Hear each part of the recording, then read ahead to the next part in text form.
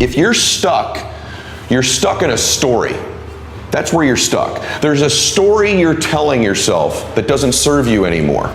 Really winning in business is more about staying power, more about relentlessness, more about tenacity, more about vision, more about dreams than it's ever about skill.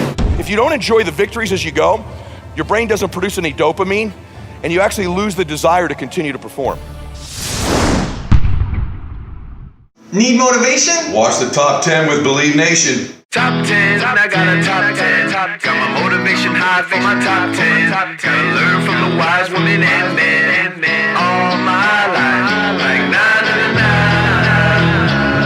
For my top 10, top 10, na na na na. This one's for my top 10.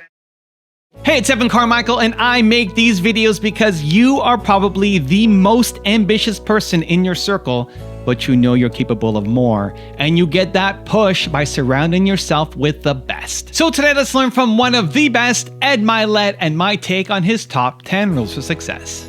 Enjoy. Okay, let's kick it off with rule number 1. Despise where you are.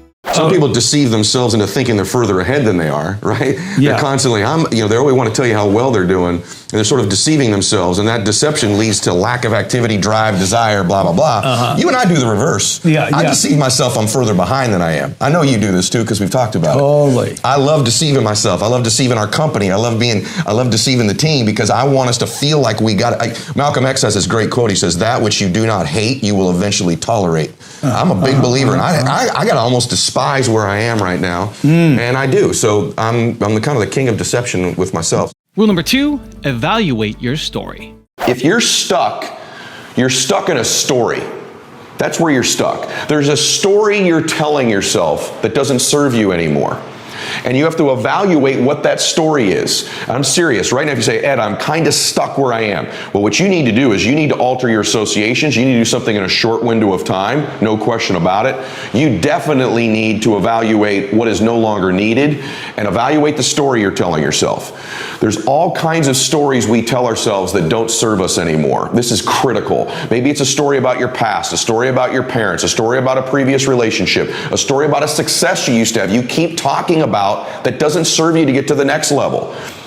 If I can be real with you, whatever you've achieved up to this point, that story you keep talking about, every second you spend in that old story about what you've achieved, your degree, some business you had, one thing you were real successful at in the past, every time you live in that story, you're stripping time and focus from the new story. What's the new story you're telling yourself? You can't have a new identity without a new story.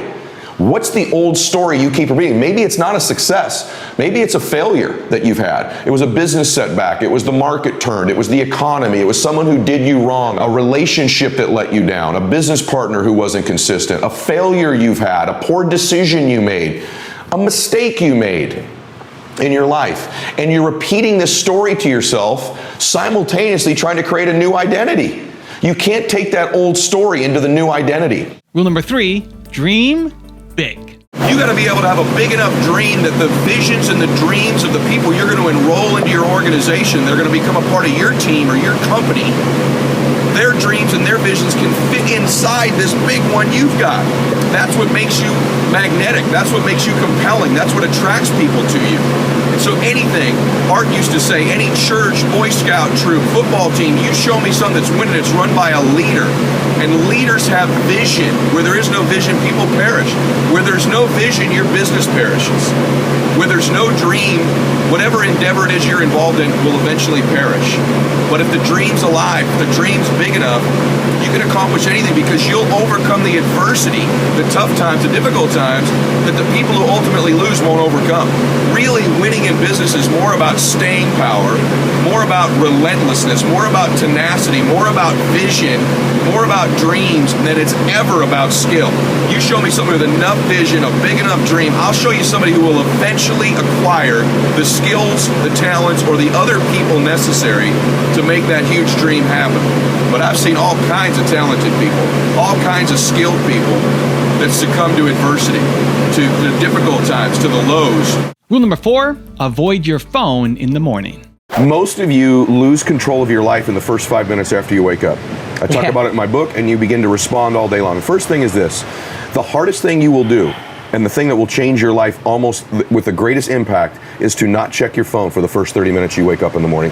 I'm telling you that it'll be... Might be the biggest game changer. It is the biggest game changer for me. It was so difficult so what I did is I moved it away from where I sleep. But I'm just going to say to you all, you think that's not a big deal, I got to check it. I'm telling you, if you could go 30 minutes, if you could start by going 10 minutes to begin your day, something where you do not check that sucker and react. And then what you say about the gratitude thing, that's profound for me, and it's a breakthrough for me when you said it. I'm always kind of like, what are the big things I'm grateful for? God, I'm grateful for my kids. You reduce it down to just something, what's the smallest thing you could be grateful for, right? I love that, because there's always a small thing you could be grateful for. I'm grateful I clipped my toenails yesterday, whatever it is, right? There's something. So I just want to validate how powerful I think both those simple tools, the simplest things, make the biggest impacts in our lives. I love the book by my brother Evan Carmichael, Built to Serve, you guys. This is the kind of thing you get in this book. Most people wake up and drive to a job they hate. Think about your 5 closest friends. Are they happy? Do they live their lives with purpose? Do you? We put on a fake front for what we want people to see and think about us, but the reality is most people aren't happy. We're lost. We settle. You can't be happy if you don't know your purpose. And then he goes on to explain how to do that. You guys should get this book, Built to Serve, by my dear friend Evan Carmichael. Rule number 5, bounce back. You and I have watched with every successful person that we know. Everyone gets hammered, man. Everyone gets knocked down. You miss a close. Someone changes their mind. You get rejected in an interview. You lose your baseball career, whatever the hell it is. It's not whether you're getting knocked down. It's not even whether you'll get up. Everybody eventually gets up. Everybody gets up. Yeah. It's the time you're on your ass. It's the time you stay on the mat. So what happened was my dream got squashed. Instead of laying around for 6 or 8 months, I was up immediately, like that day, off the mat. Now my eyes are open. Your eyes are closed when you're on the mat. Yeah. And so the longer you stay on the mat, just because you've been defeated, you've now become blinded, as you said, and it's a preventer from getting any other opportunity or blessings in your life. So the key is getting your butt up, like literally getting up and opening your eyes again and chasing again. You're going to get up, so you might as well do it now. Rule number 6, make that adjustment. I'm no better than you. Same God that made you made me. I don't love my kids more than you love your kids. If you make a couple of these adjustments, man, you could change your life. You could change your family forever. It's not casual. Your family tree, let's show you know something. You meet somebody wealthy, their family at one point was not wealthy.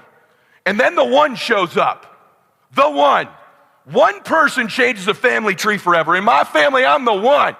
And it wasn't because I wanted it or I hoped for it, right? Hey, I fought for it. I fight for the inches. Give me the info. Tell me what to tweak. I like that evangelist thing. Man, that stuff about influence is awesome. I thought he was smarter than me. Turns out he's dumber than me. I want to win. I want to fight for my family. I want my mom and dad proud of me. I want my kids proud of me. I want me proud of me. I want to look in the mirror and be happy with the man I look back at. Rule number 7, start with the end in mind. Dreams compound. You'll start with certain dreams that you think is the first dream you've got, and when you achieve that, it's like a muscle, it gets bigger, and you begin to become almost like a dream maker. You almost become a dream maker where you begin to achieve one dream, and then it becomes this belief you have, this faith you have that other dreams can happen. And you wake up one day and you achieve dreams and visions and memories in your life that you never even initially even compelled, never even thought were possible. And now you never even conceived of them, and now you're doing things or living in such a way that you couldn't have even dreamed in the beginning. But the reason you got to the ultimate dream, the bigger than the dream is you could dream, is because in the beginning you created an end in mind. You had a vision, you had a dream that was big enough to magnetize people, and it was big enough to get you to stick through all the adversity, because there is adversity. There's difficult times in anything, but it's your ability to see past it, to the end in mind, to the pot at the end of the rainbow after the storm, to see that gets you through the storms. Rule number 8, stop comparing yourself. That's the biggest thing people do. They're so obsessed with other people that it kills them. They think about, what are they thinking about me? What are they going to think about me? What are they saying? And then they measure themselves against other people too.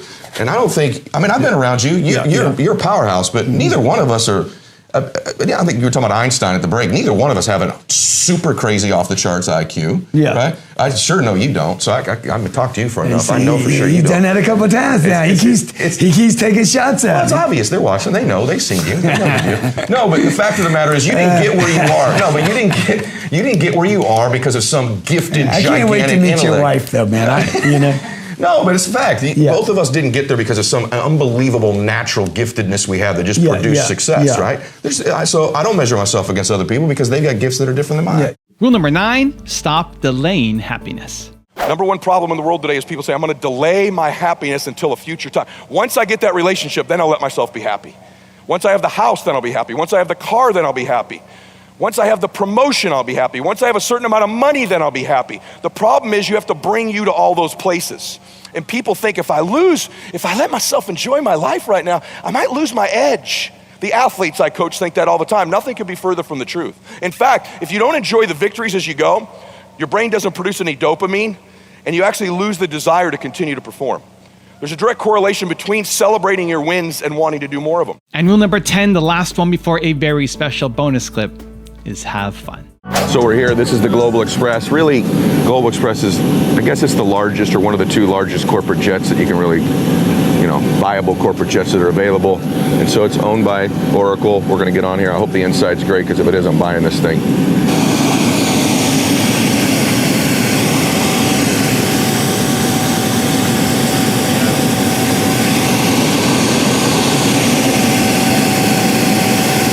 This thing is massive. Just to give you an idea of how big this thing is. Look at this.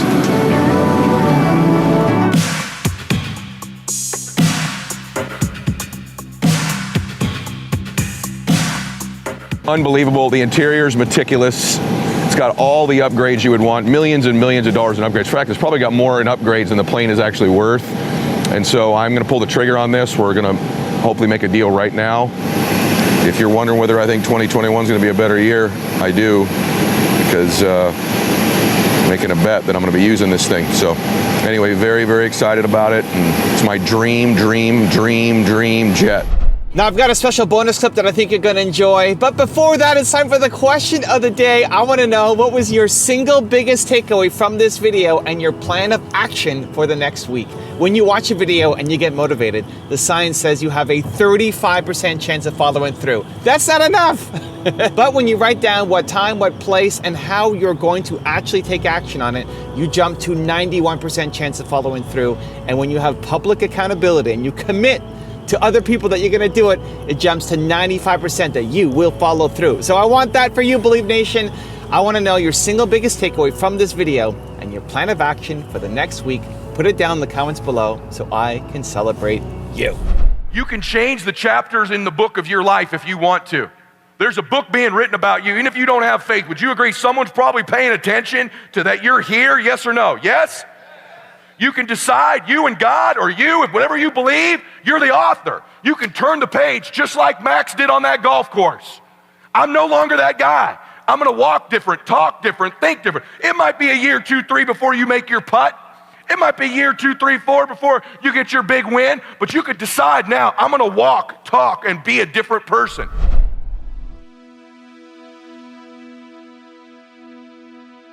If you want 10 more amazing rules from Ed Mylett, check out the video right there next to me. I think you'll love it.